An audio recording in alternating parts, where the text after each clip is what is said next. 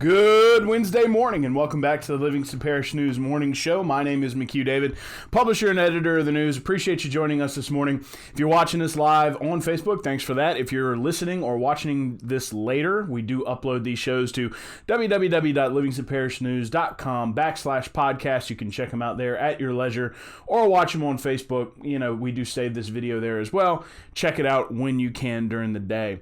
Traffic today, people starting to get into a pattern here in the post or pre-holiday season, if you will. Minor delays starting at Millerville on I-12 westbound. It's intermittent all the way back to just past Pete's Highway. A lot of that, I'm going, oh, I got to stop. Oh, I'm going, oh, I got to stop. It's looking a lot like that this morning. There are some minor delays at 4-H Club Road, River Road, and 190 in Denham Springs. Not too bad there, however. It's looking like traffic's flowing at least enough for people to say, you know what, I'm going to risk it and get up on I-12.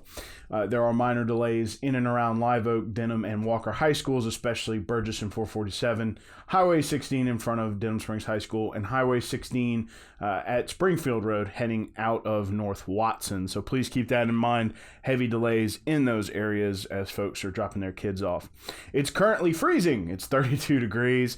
54 degrees is your high today. Looking to be even colder tonight, however. 30 degrees is your low for the overnight. Please remember to protect the 3 Ps, your pipes, your pets, and your plants. Cover your plants up or pull them into a covered area. Try to put your pets in a covered area, maybe give them a blanket or just bring them inside for a night or two. Again, it is going to freeze tonight. Leave the tap running. Just a reminder. Of course, one more time. 54 degrees your high today, 30 degrees your overnight low. We had a bit of a surprise Dennis and Cynthia Perkins update yesterday. The news here was contacted early in the morning from the Attorney General's office and said that we might want to be at the courthouse. They contacted a lot of folks Monday afternoon from the Baton Rouge media about that. The purpose of that was a grand jury, convening a grand jury and assigning an indictment to the case, and the grand jury passed it unanimously. We're now up to 150 counts for Dennis and Cynthia Perkins, up from roughly not nearly that many, about 120. So we're up about 30 counts. It's 78 for Dennis and 72 for Cynthia. Of course, Dennis will have initial motions tomorrow at 1 p.m. We'll see if he gets a new lawyer or not. He's going through that process at the moment. Some of the new, we won't go into graphic detail, but we do have a story up at www.livingstonparishnews.com /breaking news. It is free if you want to go read it. There are some details in there about what was added. There are a few things that were subtracted as well, according to our Attorney General. A lot of those individual counts could be condensed into one count, while others were, of course, expanded, as we mentioned. So their total count did go up. Currently looking at about 6,000 years between the two of them in prison. Of course, they're still being held without bond due to those initial hearings. So that's what's currently going on. Not going to discuss specific counts with you here live. If you want to read about them, you can go to www.livingstonparishnews.com /breaking news. We also attached the Attorney General's indictment report to the story. It's 44 pages, and it has each individual count listed if you'd like to go through that yourself. Parish Councilman Maurice Scooter Keene, who represents District 3, just north of Denham Springs, has placed an item on the agenda for the Parish Council's meeting Thursday night, tomorrow night, to have a complete hold on development on Dunn Road until the Dunn Road improvements are done and the Dunn Road roundabout at Lockhart is complete.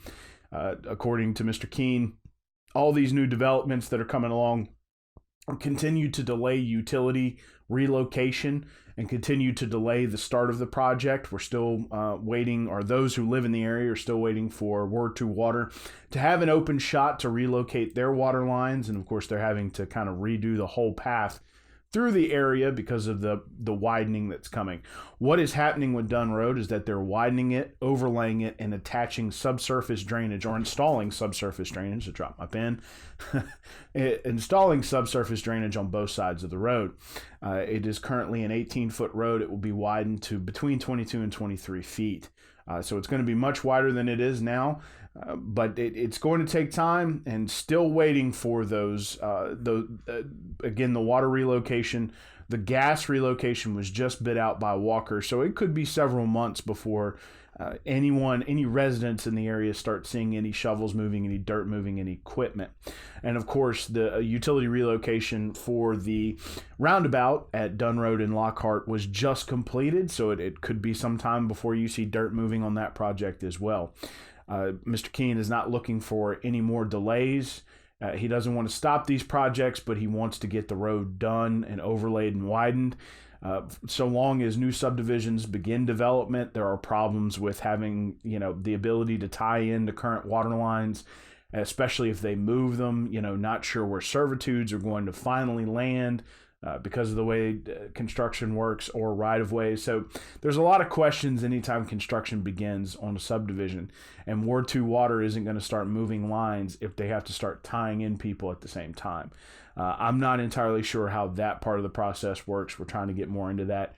We are going to ask Councilman Keene probably this afternoon, and he'll probably talk about it tomorrow at the meeting, at the council meeting, how he anticipates for this to go. But he is trying to get that development going, or that road work going, so it can get completed and then get those developments back on schedule. So we'll talk to him more in detail about that, but that will be up for a vote tomorrow night. Now, it is a resolution, not an ordinance, which, as we've talked about on the show, is non-binding. So the parish could just say, well, you still have to approve any of these subdivisions if there's no waivers and they meet drainage and traffic impact. So it may be sort of an in-kind gesture between the parish and the parish council. We'll see how that goes tomorrow night.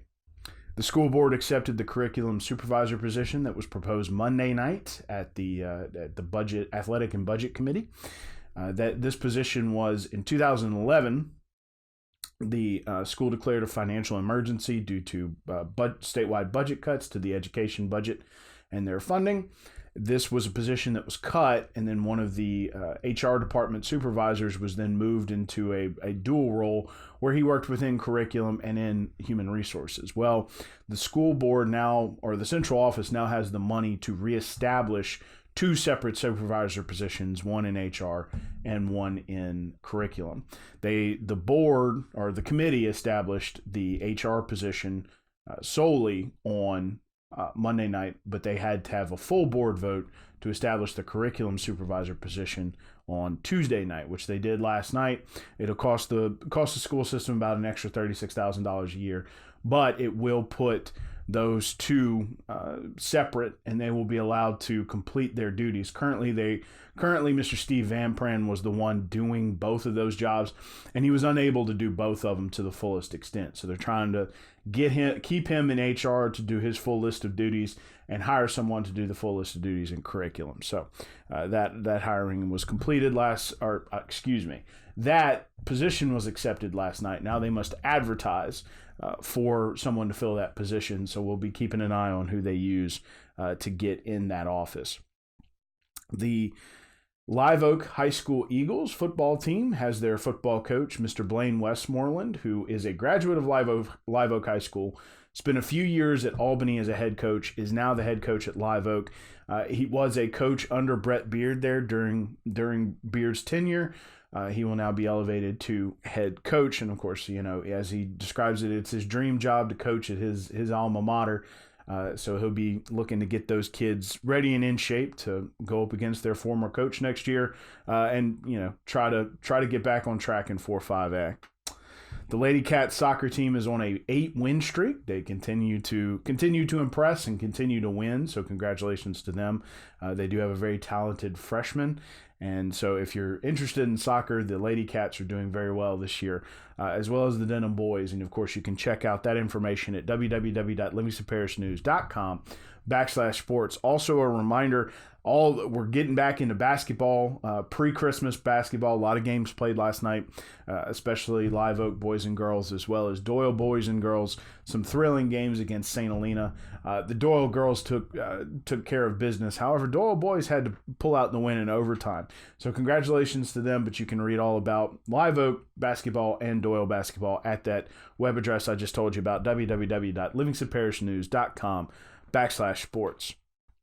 There's one last show at Grand Country Junction for this calendar year. It'll be this Saturday, December 21st. Starts at 7 p.m. It's $15 at the door, and it's going to be a Christmas show. It's going to be all about Christmas. Of course, with Christmas coming 4 days after that, seems appropriate. But again, that's the last show at Grand Country Junction for this calendar year, and it is all about Christmas, and is this Saturday, December 21st at 7 p.m.